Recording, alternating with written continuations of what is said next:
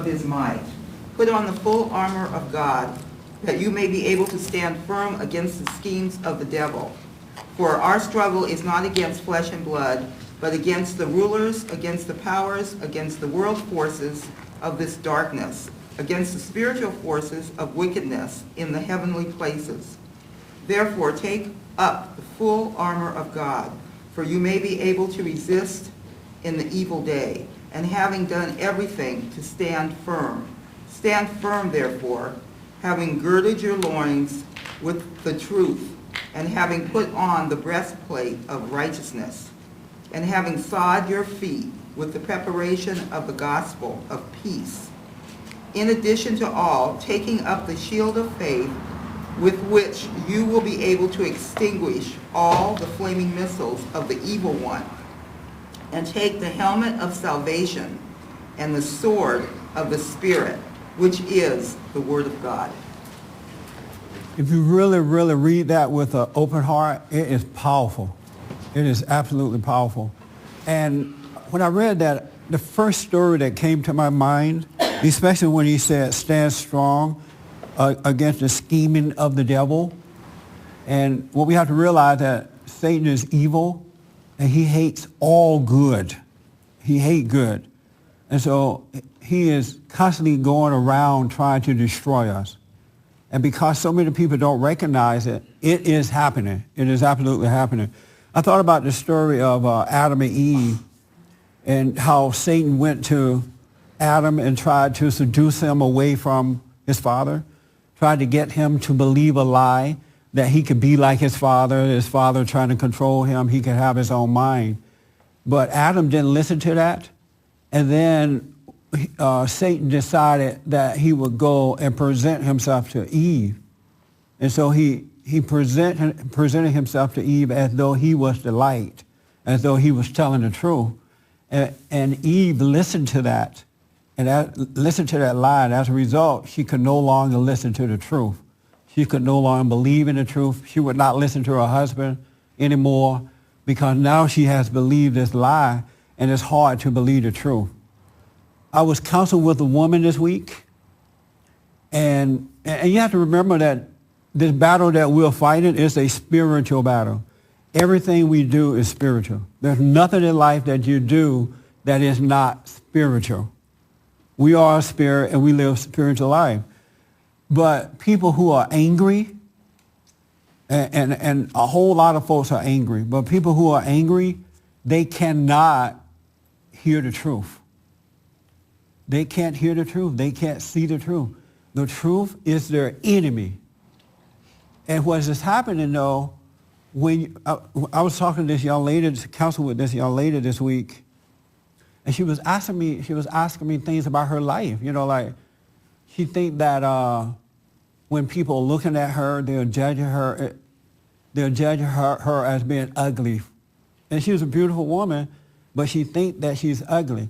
So she was saying, oh, you know, I was out today and people were looking at me, and I know they're looking at me because I'm ugly. And I said to her, well, they're not looking at you because you're ugly. You're just listening to a lie in your head. This voice is telling her that that's what's going on. And because she's angry and her mind is connected to the deceiver, because you serve one God or another, whether you like it or not, know it or not, believe it or not, you're either influenced by good, the God of good, or influenced by the God of evil. It happened no other way. You're not in control. And so I'm saying to her, well, it's not true that you're not a beautiful woman. It's just that because you're angry, this is how the serpent, the devil, uses you. He tells you lies in your mind, and you believe them to be true.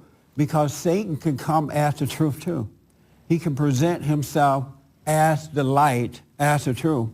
And if you're not aware of that, he can make you believe anything and then get you to act out, get you to do whatever he wants you to do because you are connected to him by your anger.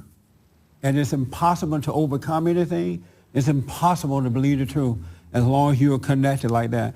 But while I was talking to her, as I'm telling her what's going on, he is whispering something else in her mind. I can almost hear the devil whispering to her.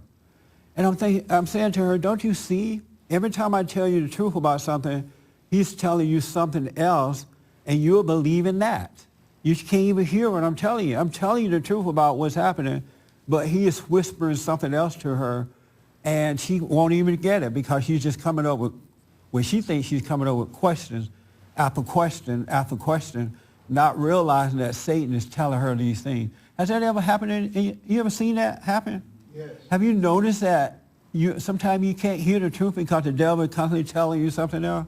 Yes. Well, you got to be aware of that voice and know that he is not the light. But you're not going to ever be able to reject or resist the schemes of the devil until you can overcome his nature. And the way you overcome his nature is by getting over your anger. Because that is his nature, to be angry. That's what he lives off. And that's why he's able to talk to you and convince you, and you can't help but hear it.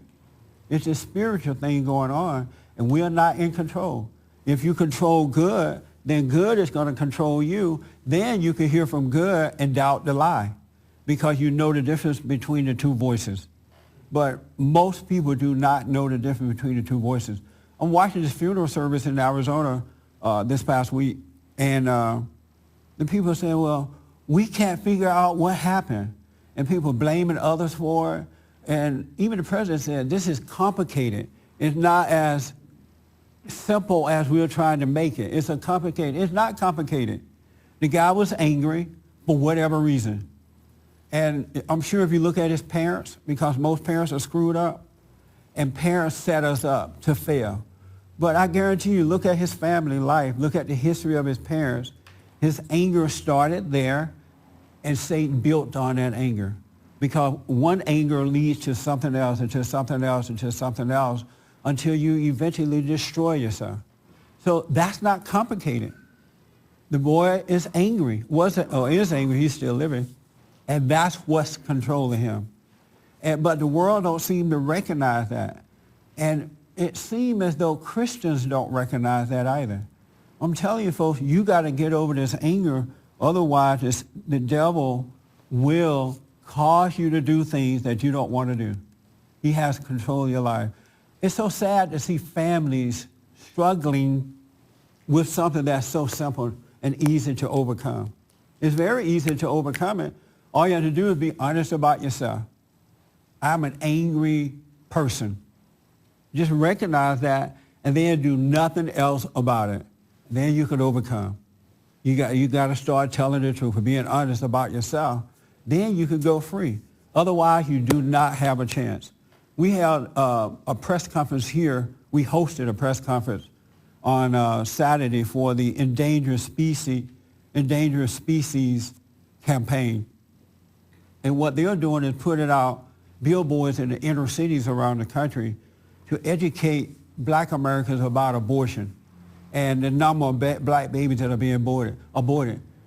If it's not the scheme of the devil to have women have an abortion, what else is causing them to do that? It's not good. In the black community alone, over 1,500 black babies are aborted every day. 1,500 black babies. That's the scheme of the devil. And the devil is so clever about it, he even said to the women, tell the men they can't be a part of this discussion. Get the men out of the way so that they can't have anything to do with it. And the reason for that is because of who the man represents. The man represents truth. He represents God on earth. And Satan knows that. So that's why he goes and whispers this stuff to the women so that he can convince them to do what he wants them to do. It is wicked to kill a baby inside your womb. It's wickedness. There was a woman who stood up and gave a compelling story about abortions that she had had. I'm going to have on my radio show this week. She said that when she was young, I guess, teenager, whatever, younger. Was she a teenager? She was an adult, right? Because she had moved to New York. But whatever. She had 2 abortions. No one told her that it was wrong. She did it because she wanted to have a career and a better life and all that kind of stuff that they tell you. She went into this place, had this abortion, and she felt guilty about it a little bit with the first abortion.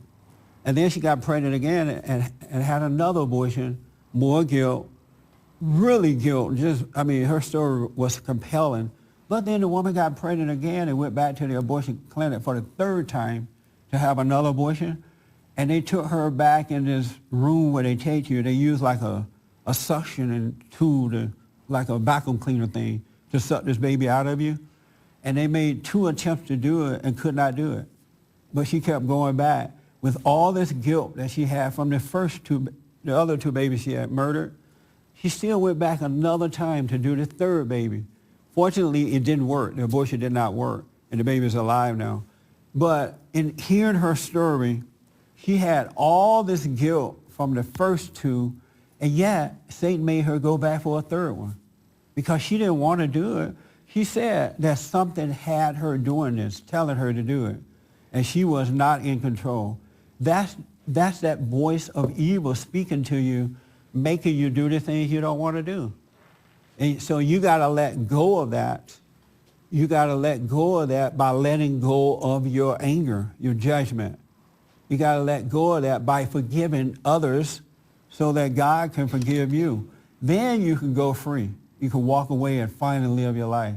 But it's not going to happen until you let your anger go.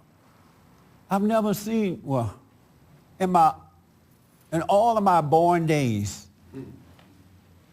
and I've been around for 61 years now, I've never seen a society that is so dumb and connected to evil in all of my life. Even in Christians, they are still connected to evil, all in the name of Jesus. And evil, if you notice, evil is not talked about. Evil is almost like a joke now. You mention the devil, people roll their eyes. You mention evil, they roll their eyes. But yeah, when you look at the lives, they're unhappy, they're insecure, they have doubt, worries, fears. They're looking for love in all the wrong places. Everything evil is happening in their lives, but they don't blame it on evil. They don't say it's evil. It's making me do this. We got to remind people of this so that they can get over. In reality, everything is put back in order. When Christ came, everything was restored. Everything that Adam did was restored. And in reality, we are free already. We really don't have to be suffering. We really don't have to have broken families.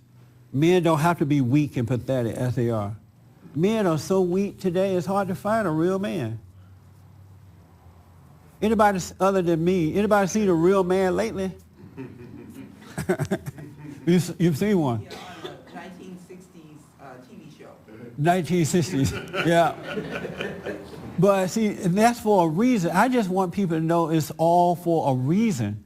It's a spiritual warfare going on to destroy your soul. You start with the family first, and the rest is easy.